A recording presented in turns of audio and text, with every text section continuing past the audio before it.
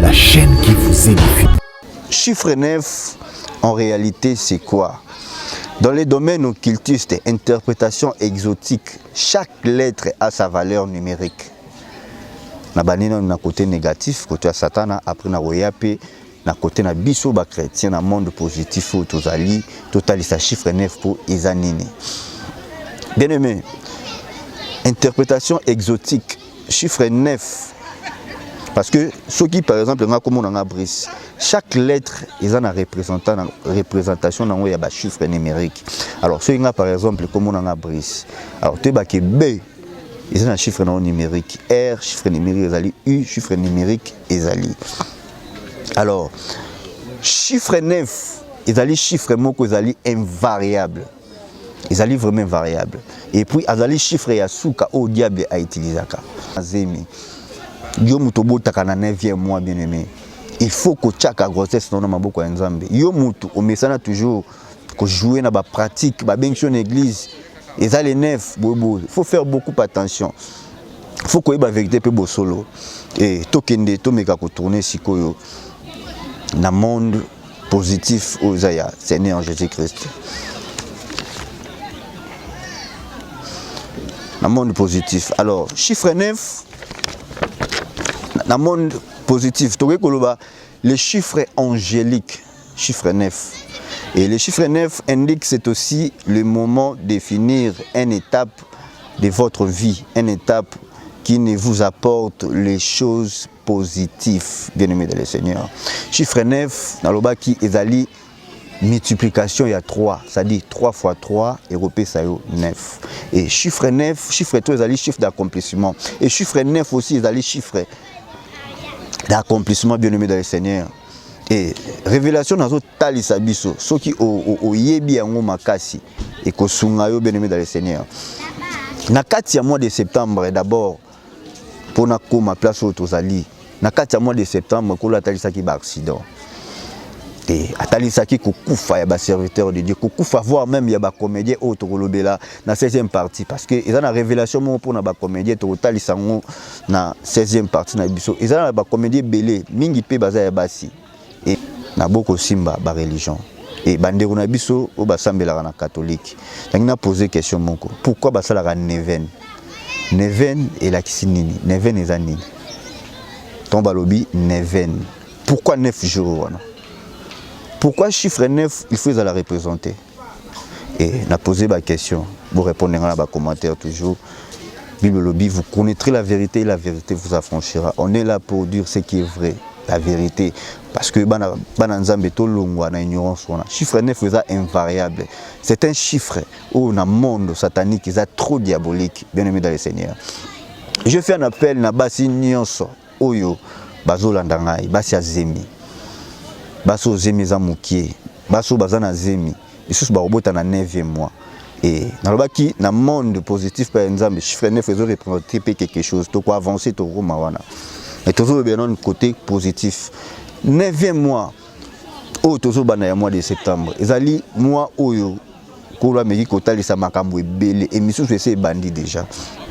Alors, yo mutu au participaka na babiloko etombaka toujours na 9. Il faut ça là beaucoup attention. Et c'était juste pour na kotali ça chiffre 9, c'est chiffre diabolique dans le monde positif et dans le monde négatif plutôt, mais dans le monde positif c'est les chiffres où ils ont même biso pe na accomplissement ya mambo ebele kola loba pona yo. HP Media, la chaîne qui vous édifie.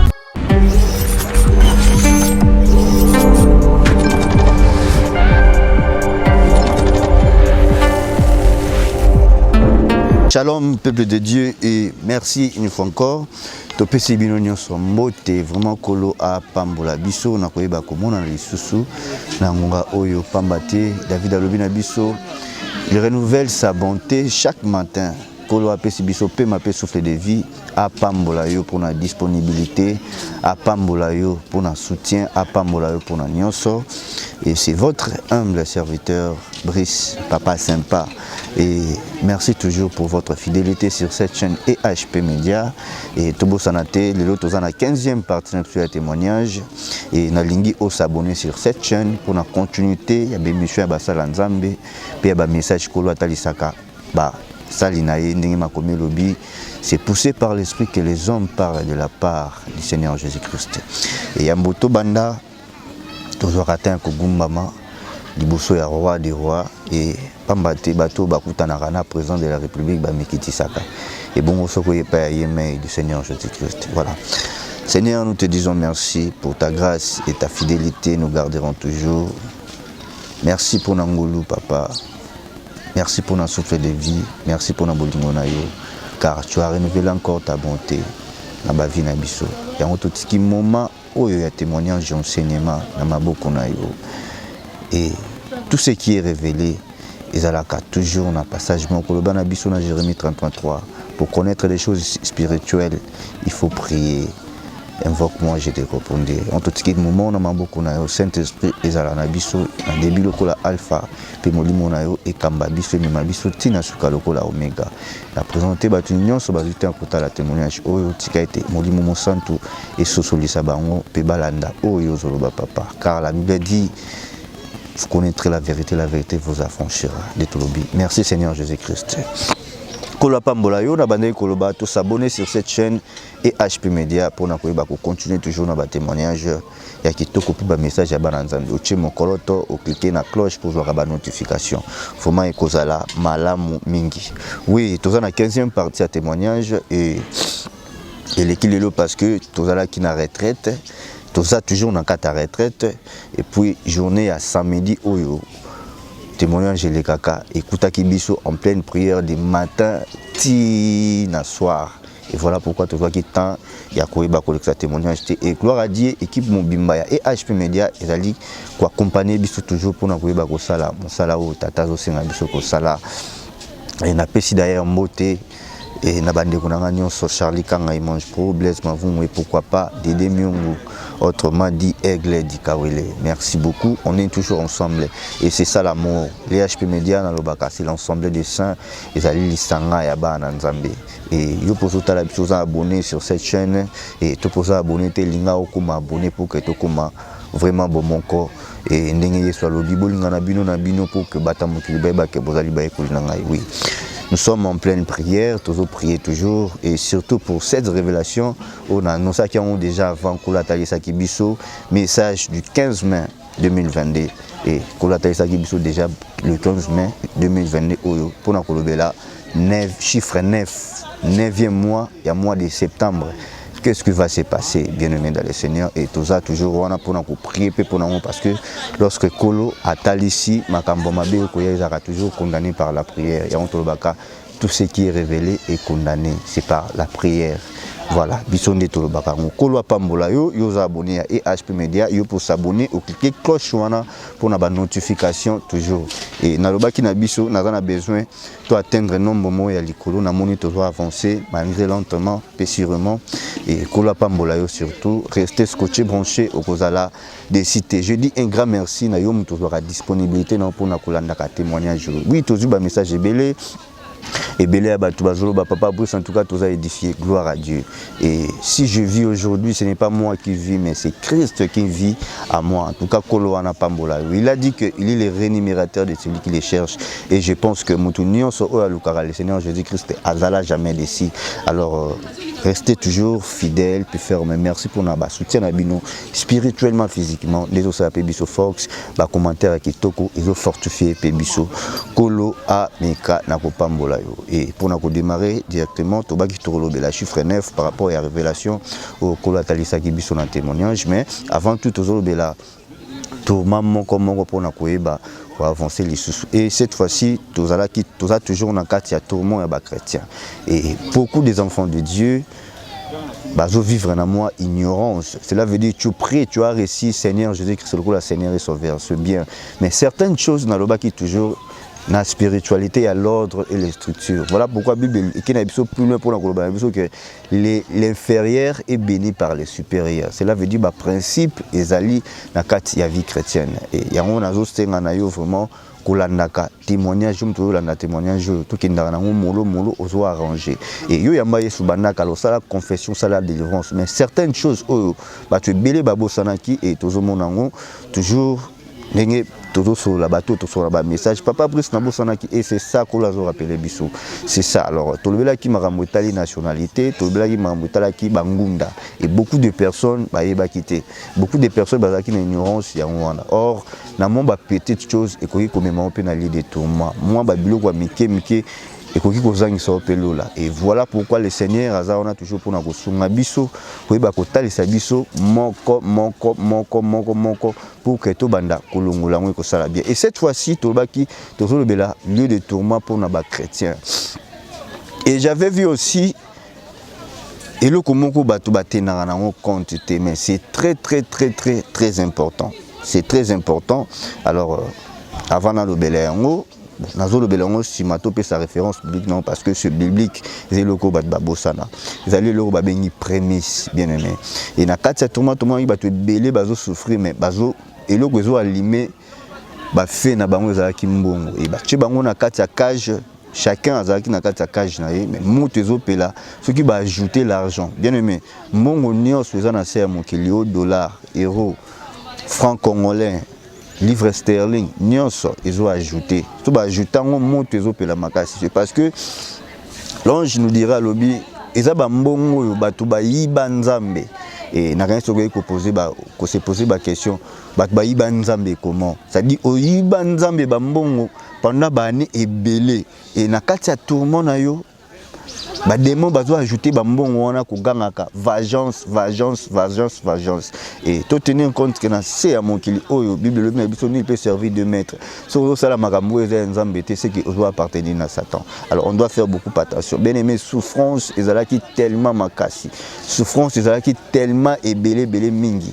Alors batu babanda ekozika et na kati ba bazo zika on y avait aussi beaucoup de chrétiens. Ba chrétiens bazalaki tellement ebele. Nous ça zo balobi papa nga na serva ki yo vraiment na sainteté nyonso et nga na serva ki yo na ba discipline pe na ba patience nazalaki patient nazalaki déterminé na tchaki kondima na nga nazalaki na foi batu bazo rappeler nzambe makambo babandaki ko rappeler nzambe bien aimé mais ezalaki insuffisant parce que loko nzambe azalaki nango pour ça basala basalaki yango te car Josué a ABC que 7 livres de la loi il faut méditer un jour et nuit. Ezala musika te ya monoko na bien aimé moto yo atangaka parole de Dieu aza moto yo aza pembeni ya révélation aza moto yo kolo a révéla kaye toujours même en moyo bosana kula zotalisa yo pour que oui ba ko prier pour nango et souffrance ezalaki tellement makasi souffrance ezalaki tellement mingi comme on a ba chrétien ndenge bazo zika ba chrétien ndenge bazo souffrir tout le monde ezalaki bien aimé ba che ba tuloko na ba cage ya ba mboa moto na mtazana cage na et fezo bima ezobima likolo tina se so bazwi sac ya dollar babwaki moto ebimi misu bazobwaki la bango ba sac ya ba euro misu bazobwaka ba sac ya ba franc congolais misu bazobwaka ba sac ya ba livre sterling bazosopela et ça dépend ya mbongo oyo oyiba nzambe. Alors mbongo nini oyo mutu ayiba nzambe na se ya mokili awa tozwi Exode 34 Exode chapitre 34 verset 26. Exode chapitre 34, verset 26. Je lis au nom de Jésus-Christ. Tu apporteras à la maison de l'Éternel, ton Dieu, le prémisse, le premier fruit de la terre. Tu ne feras point cuire un chevreau dans le lait de sa mère. Aujourd'hui, Exode chapitre 34, verset 26. Sur autant atina se yokaka. Mbongo oyo batu bayiba nzambe ezali ba prémisse elingi koloba nini prémisse ezanini prémisse ezali premier salaire bien aimé dans le Seigneur ozola na biso oyo yo zalaki chômeur nanu osambeli nzamba peso musala pesio musala et misu bazwa musala na ba facilité misu bazwa musala na ba difficulté misu basala effort ba luka ba kota même ba jeune ba prier makasi pour nous musala oyo et kolo na suka la ngwa pesio musala mais banda ko imaginer combien de temps que tu as fait au premier salaire na yo tikala opesa nzambe te yango wana prémisse na biso premier salaire première semence na yo bien aimé opesa nzambe te oyiba nzambe yango. Alors imaginez yango ça fait combien de temps banda yo yiba nzambe bien aimé ebele ya basali nzambe lelo baza kati na l'église bazo yiba bazo continuer ko yiba toujours nzambe tala nombre ya bane oyo sali, tala mbula ya bane oyo sali. Prémisse na yo mbon na yo ya liboso, semence na yo ya liboso bien aimé. Ocha yango wapi. Et ozo vivre na yo bien. Oza à l'aise, obosani ke malacha zolo ba lorsque ozo pesaka ba dimte, bozo pesaka ba prémisse te, ezande ko yiba nzambe et certaines malédictions dans na sima wana pour ba ko rattraper biso bien aimé. Yo sambela ka o gêna ka o kota ba prière, o sala ba nuit de prière. Mais kolo alingi ko révéler biso loko parce que za pamba te. Et oza liboso zolanda ngai kolo alingi o mingi yango atalisio makambo oyo premier salaire na yo ocha yango wapi o babengi prémisse ocha yango wapi bien aimé le Seigneur. Et on va prier Seigneur Jésus ameka orienter biso par rapport à la révélation on a toujours et toloba ki na mona nzambe nyonso ko contacter biso tokoyeba ko kutsa na un serviteur de Dieu o nzamba ko recommander biso lokola batangunda babengaki et ba maman tozana bango en ligne parce que peut-être tozana ngo et ça bien aussi pour na batu nyonso to mesana ko solo l'ensemble et tu yebi ke mutazangi problème na sa mabele azate tu aura ba problème to matina on ngo mapona ko sambela bana nzambe. Alors c'est très important ko yeba ko futa nyongo wana parce que mikolo ebele eleke ebele sali 15 ans sali 10 ans au sali 20 ans semence non ya liboso cha yango wapi premier salaire na yo o cha yango bien aimé tala ndenge zo yiba nzambe tala ndenge niveau ba problème zo umbela tala ndenge santé na yo banda esimama tala ndenge souffrance ekoti na kati ya libota oyebaka te okangi bandoki ya famille ebele oui on est de bantu bazanga raté mais yo moko ndoza ndoki ya liboso yo moko nde okotisa ndoki na kati parce que lorsque ozo obéir au na parole de Dieu yeba que Satan zo place parce que au nyonso ezo appartenir na nzambe te c'est que ezo appartenir na Satan ni peut servir de maître. Imaginez que dans la kati église mo finga rabato et je disais toujours que le diable peut accepter. Le diable a quoi accepter naïe moutoua ya que pas naïe à qui n'a pas église à quoi accepter mais notre Dieu jamais il est le Dieu jaloux. Tant on y a qu'église ou qui n'a pas Satan tu es carrément écarté bah écarté au bien-aimé. Alors premier salaire première semence na où est-ce que tu as mis ça et souffrance ces là qui tellement ébélé mais c'est déjà trop tard et jugement les qui déjà tombé bien-aimé et bato bazaki na kata souffrance pour na kolela bazaki na kata souffrance pour nous rappeler nzambe makambo bon basala pour na papa nga na soutenir l'évangile c'est bien na soutenir les orphelins c'est bien na soutenir ba veuve c'est bien mais la parole de Dieu mon boko ils a respecté tes bien-aimés avec ça Josué livre oyo ils a la méditer jour et nuit et na bandeli koloba muto yo atanga ka Bible aza muto aza pembe na révélation et la vraie prophétie c'est la parole de Dieu. Or la parole plus la prophétie yango babengi logos rema bien-aimé. Et kolazo talisa biso makambo pona ko rappeler na yo toujours ko zonga na kati ya moboko ya parole na ko respecter ba principe ya lingi kolwa pambola yo et quoi toza na kati ya retraite et le mona bandeko ya EHP Media pona ko ba ko lukalisa sunzambe tozola na malili parce que tolali pe na ndako mingi tolala kana ndako mingi bien dans le Seigneur tozotanda toujours tolonase. Et imaginez mutu oyo azokumba maliboso Seigneur Jésus-Christ akoyi kotelema peu importe situation liboso na ye ya munguna a hotelema liboso na ye parce que aza ko s'agenouiller devant le divin maître devant le divin médecin ou maladie na umela. Oui bien-aimé tolobeli tourment wana lelo et prochainement tolobela ba tournant na saison partie vraiment na lobaki makamba kolobeze belé mais tokotana na révélation parce que Tozo Kota na 9e mois de septembre et Kolo Atalisa Gibiso déjà depuis longtemps pour un message au Nabanaki pour annoncer en haut que révélation mon Kolo Atalisa Gibiso na kati ya mois au Tozo Banda 9e mois bien-aimé dans le Seigneur et tout ça là vraiment attention mingi makasi tout ça là vraiment attention mingi makasi bien-aimé dans le Seigneur. Alors chiffre 9 en réalité, c'est quoi? Dans les domaines occultistes et interprétation exotique, chaque lettre a sa valeur numérique. Na banino na côté négatif, côté Satan, après na royape, na côté na biso ba chrétien na monde positif ou tozali, totalisa chiffre 9 pour Izanini. Bien aimé, interprétation exotique, chiffre 9. Parce que ceux qui par exemple comme on a bris chaque lettre ils ont une représentation dans un chiffre numérique. Alors ceux qui par exemple comme on a bris alors tu as que B Ils ont un chiffre non numérique. R, chiffre numérique ezali. U, chiffre numérique ezali. Alors, chiffre 9, ezali chiffre moko ezali invariable. Ezali vraiment variable. Et puis, ezali chiffre ya suka au diable a utilisé. Pourquoi? Parce que chiffre 3, ezali multiplication à 9. Or, chiffre 3, ezali chiffre d'accomplissement. Pas na biso ba chrétien. Et chiffre 3, ezali soko multiplions par 2, ça fait 6. Et 9, à quoi il tourner par 6. Ça dit 9 à invariable. Ce qui n'a pas si biso, exemple moko.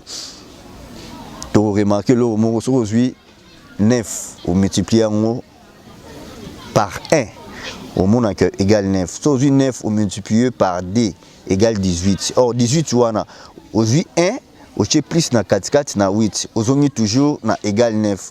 Aujourd'hui 9 multiplié par 3 et puis sur 27. Or 27 aujourd'hui 2 au plus na 4 2 plus 7 ça fait aussi 9. Aujourd'hui 9 multiplié par 4 ça fait 36 et na 36 aujourd'hui 3 au plus na 4 3 plus 6 aujourd'hui na 9 égale 9. Aujourd'hui 9 multiplié par 5 aujourd'hui 9 multiplié par 5 égale 45. Dans 45, on a aujourd'hui toujours 4. Au baxi plus na 4 plus 4 plus 5. Ça fait 9. Toujours on a 9. Aujourd'hui 9 multiplié par 6. Et puis si biso 54. Or 54 on a aujourd'hui 5 plus 4 et donc si biso kaka na 9. Aujourd'hui 9 multiplié par 7 et puis si biso 63. Or 63 on a aujourd'hui 6 plus 3. Et donc si biso sous na 9, c'est-à-dire sur une 9 multiplié par 8 et puis si biso 72. 72 on nous dit 7 au plus na 4 7 plus 2 et donc si biso kaka na 9. Sur une 9 OK nango plus le multiplier 9 par 9.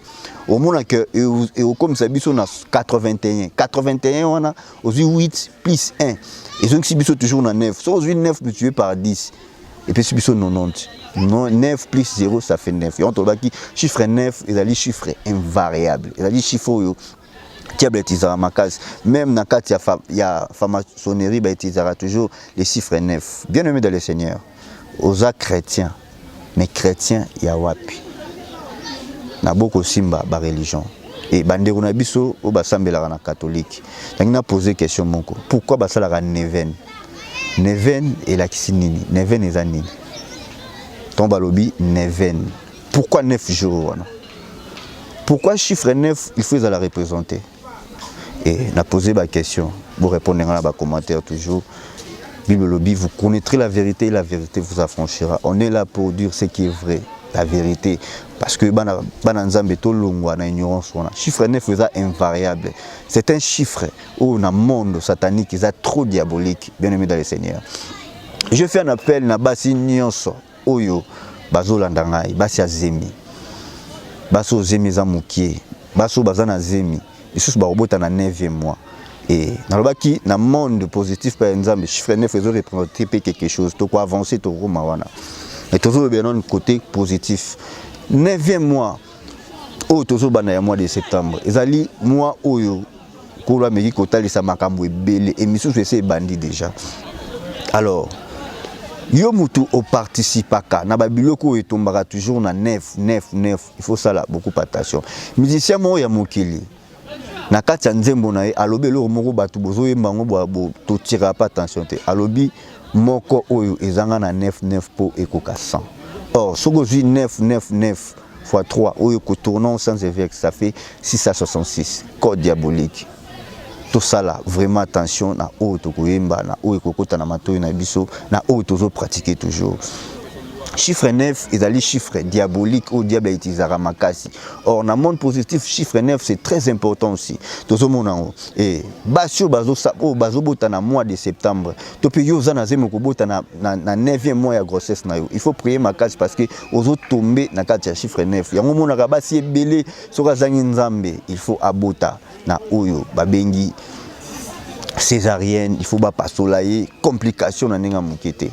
Parce que azo akoidi na kati accomplissement ya chiffre 9 et ceux qui sont dans nzambe te ceux qui doivent appartenir na côté négatif oui ils doivent appartenir na Satan bien aimé yango il faut que luka nzambe yo mutoza na zemi yo mutobotaka na 9e mois bien aimé il faut que chaka grossesse na maboko ya nzambe yo mutu omesana toujours ko jouer na ba pratique ba benction église Et ça les 9, il faut faire beaucoup attention.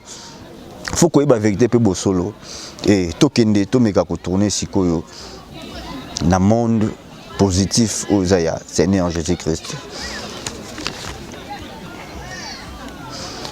Na monde positif. Alors, chiffre 9 na monde positif, to koloba les chiffres angéliques, chiffre 9.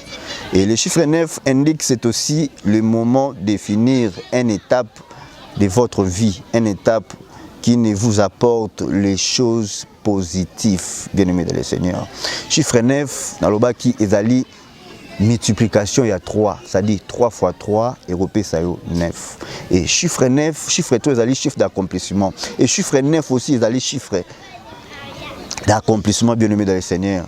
Et révélation dans tali sabiso, ceux qui au yebi en makasi et ko sungayo bien-aimés dans le Seigneur. Na kati ya mois de septembre d'abord pour na ko ma place au tozali. Na kati ya mois de septembre ko la tali saki ba accident. Et atali saki ko kufa ya ba serviteur de Dieu, ko kufa voir même ya ba comédien au tokolobela na 16e partie parce que ils ont la révélation mo pour na ba comédien to tali sango na 16e partie na biso. Ils ont la ba comédien belé mingi pe baza ya basi. Et misusu pe baza ya mibali. Mais ana film moko ya comédien et kolo atali pe message na makasi. Na na tira jamais ebaye juste kaka kombo et azana kombo ya ba ça on dirait. Et bon, toko tanga kombo na esiko te mais toko lobela ngoto to comme na 16e partie pour na otali sa partie ba comédien parce que révélation na ezali les sous et puis ba tourment ya ba comédien ezali banani ba simba ki na monde la comédie. Toza on a te tokangi parenthèse. Alors on a 4 mois de septembre, il faut que ça ait beaucoup attention bien aimé. Voilà pourquoi Koula Memi Biso sous la retraite pour parler sur Yango, ko bongisa mois en septembre na yo. Kola talisa ki ba accident et cause la ebele. Kola talisa ki ba liwa ba mort subite ebele. Kola talisa ki biso voire même plus loin et na pesi ba diaspora nyonso mbote o nzamba azo accomplir ba message yango et soka pesi 2 ou 3 personnes c'est que c'est loko fo bonde la pona. Bien aimé dans le Seigneur. Na mona ki Congo Brazzaville, mais na kati ya Congo Brazzaville wana po baza lokwa ba voisin na biso. Bazo zwa ba nguna na biso o biso. Bazo menacer biso banguna bazo menacer biso ya ba voisin ya baza kota est bien aimé et bango bazo soutenir bango toke plus loin ba komi ko attaquer comme ba refouler encore ba congolais bazaka kuna et plus loin ba komi ko attaquer koto ko beta masas et les songes là ça fait 2 fois que le Congo Brazza ko la talisi biso bazo attaquer biso na ngambo koto mais lorsque ko la pesi message le ko la ba chrétien na lobeli monde négatif na monde christianisme. Lorsque vous avez un message, ils ont prier pour nous. Bien aimé, mois de septembre, vous avez une surprise et belé. Il faut qu'on semble l'ensemble, il faut que vous allez parler. Nous avons même un enlèvement, et belé. Bien aimé, que vous avez kubimisa ba parti ya kati ya nzoto ezokende ça dit mabe au diable azo préparer na 9e mois na mois de septembre et yango na linga ki na tali so révélation au tozo banda mois de septembre et ba ko prier pour nango bondela pour nango parce que mabe ezoya mbula ya mabe ezoya bien aimé dans le Seigneur ko ça la distraiter na mois de septembre. Qu'on ça la distraiter bien aimé parce qu'il y aura des surprises, même des hommes de Dieu, des grands hommes de Dieu bien aimés. Et ça la mon quoi qu'on quitte dans ça ma belle oh ce qui te bon délité. Alors tout bon de la nzambe a épargné. Tout l'inga kate ce qui colle après ce message il faut ekokisama. Non. Lorsque kola tali si message jamabe il faut qu'on prie pour nango pour que ko épargner. Ata mosala nzambe wana za mosala nzambe ya mabe. Il faut qu'on prie pour nae pour que kolo asala et grâce à se repentir à kufa na mabete. Bien aimé l'enfer existe. L'idée de tourment existe bien aimé. Lola existe. Alors faut qu'on s'ala beaucoup attention et na mois de septembre kola tali si makila et belé zali kotanga. Et il y aura des accidents, des incendies. Biloko ko tumbama, batu ko tumbama, bien aimé. Et kolo atali si biso makambo ebele na mois de septembre, il faut te prier pour nango. Voilà, et tozongi na chiffre angélique 9, chiffre angélique 9 et tolobele zali chiffre d'accomplissement et le chiffre 9 indique c'est aussi le moment de finir une étape de votre vie.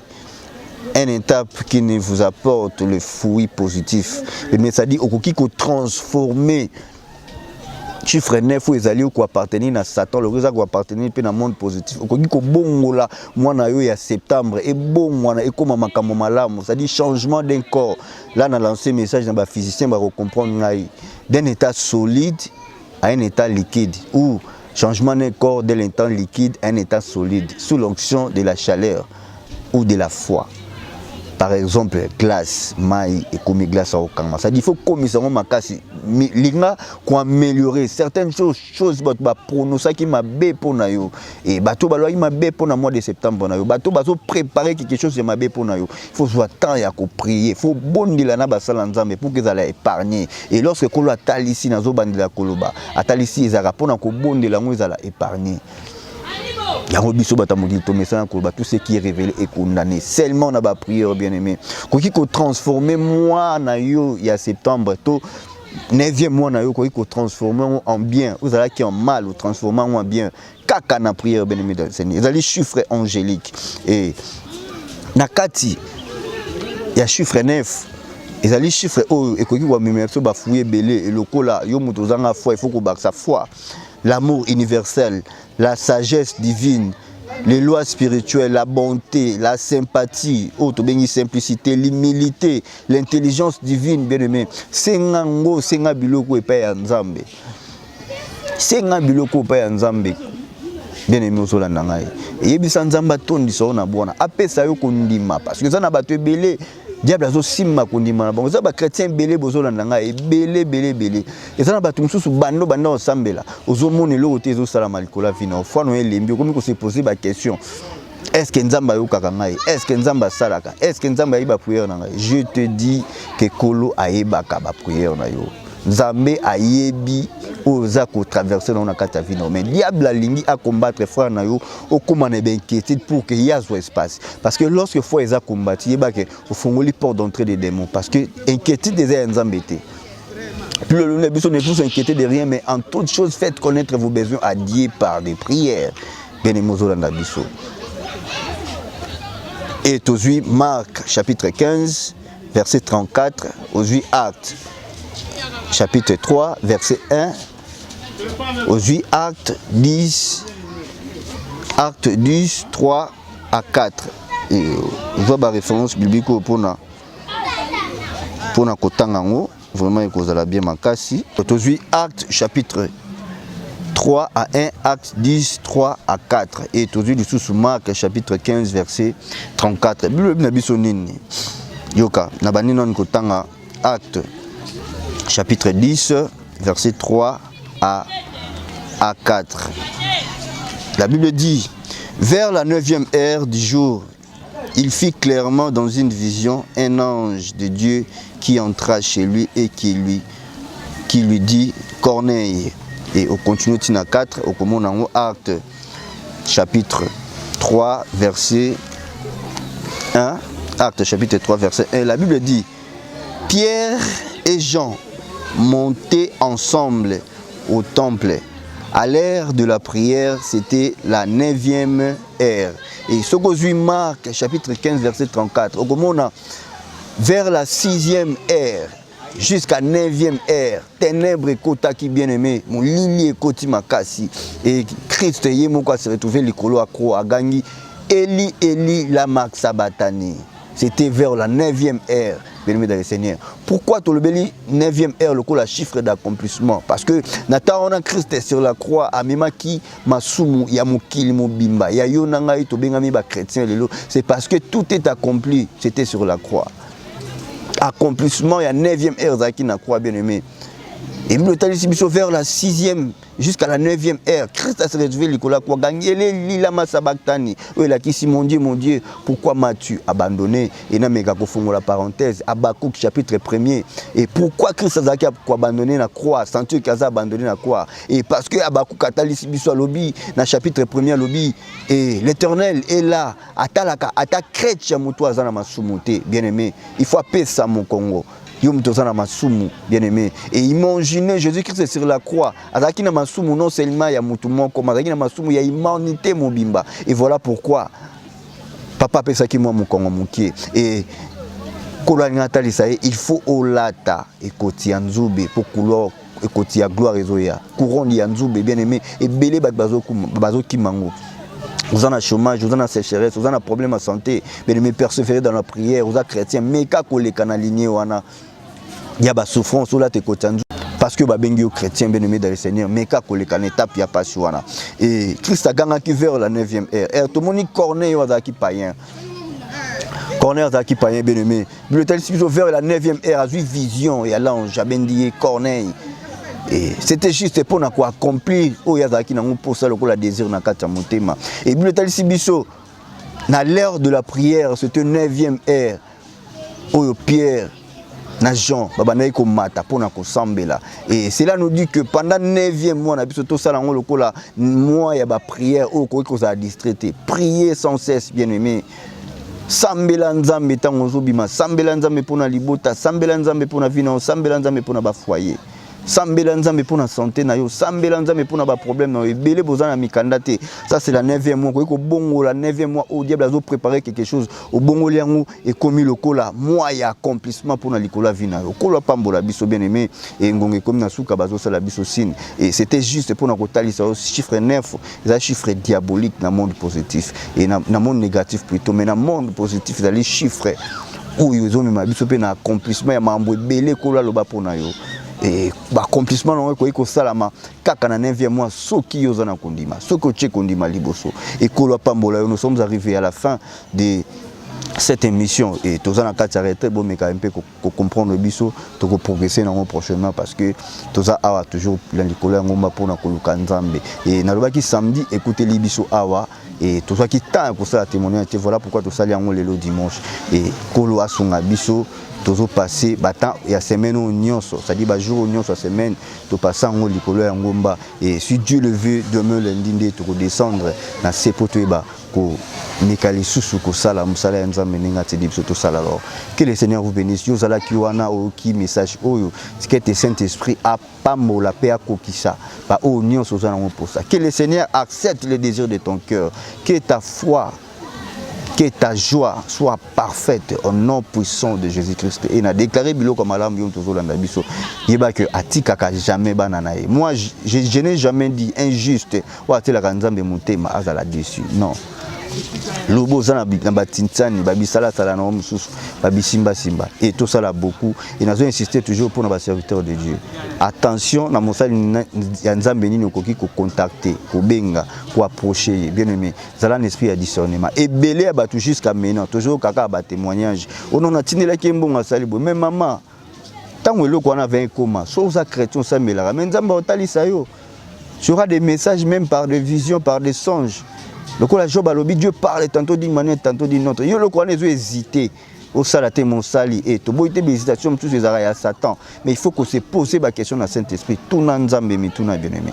Ko la pambola yom to sakili boso pour na Rolanda biso. Nous sommes arrivés à la fin de cette émission et par rapport à orientation à prémisse to lobby to bon de la nzambe makasi et au koyi na problème wana n'hésitez pas à contacter biso pour to pesa mo sala nzambe kolo à orienter biso et 9e mois il faut tout préparer en les sous makas parce que diable a bongisi makambo ebele. Il y aura même des musiciens. Ils ont un bateau bazar reconnu au barotika même monde. Mais il faut que prier pour que le Seigneur ait épargné. Ils ont y a mabé comme les incendies.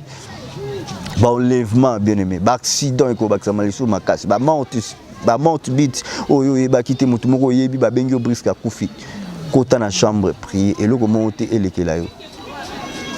En un clin d'œil, nous ce qui s'est passé. Nous ce qui s'est passé. Et je suis arrivé à la fin, je dis un grand merci d'abord à Yom Tozaki disponible pour na kolona biso. Merci pour notre soutien. Ba maman nanga na pesi bino mbote et ba frère nanga ba papa na pesi bino vraiment ba mbote. Nous sommes toujours de cœur avec vous et to continuer ko sungana, to continuer ko sambela. Nous avons un problème, n'hésitez pas. To ko tcha on intercession, na groupe d'intercession to tcha on ba prière comme d'habitude. Les appels ba mamé belé, to ko tisi ba on a groupe d'intercession pour ba kokaka toujours ko bon de la nabiso ensemble. Kolo à Pambola, un grand merci à toute l'équipe et HP Media et derrière la caméra c'était Dédé Myungu, Aigle Dikabwele et qui accompagné mon puis Blaise Mavungu, accompagné avec Charlie Kanga, toute l'équipe et HP Media, tous les Kolo et Ngomba pour notre soutien toujours, oui, ko bonde là, ko luka eloniaya we, ko chatolo na se et c'est ça on zambaling nabiso. Kolo à Pambola yo to komina suka je dis Seigneur, tu as dit dans ta parole que dans la détresse, il créera l'Éternel et l'Éternel envoya sa parole fit guérir. Et tout qui maloba, oh yo, tout qui ekubimana monoko na yo papa. Et banako koti sango na mutema moko na moko pour que à mettre en pratique. Seigneur, koti sa vie de prière na kati ya bana na yo. Et longola esprit nyo so ya fatigue ya bolembo o ya ko empêcher bana na yo balukelo na ote. Et tout qui continue te peut témoigner jour na maboko na yo. Lolobi, faut mieux la fin d'une chose que ce commencement. Ce qui a été à travers témoignage oh to comme la fin ya 15e partie oh papa. Yo peut sa courage pour sosolisa. Bana nzambe o nini olinko loba lisusu na kati ya vie ya moko na moko talisa biso ce qui est profond et caché au nom puissant de Jésus-Christ. Je te lobi merci Seigneur Jésus-Christ et ceux qui kolo azongité j'espère que tokomonana à prochainement. Bye bye. HP Media, la chaîne qui vous édifie.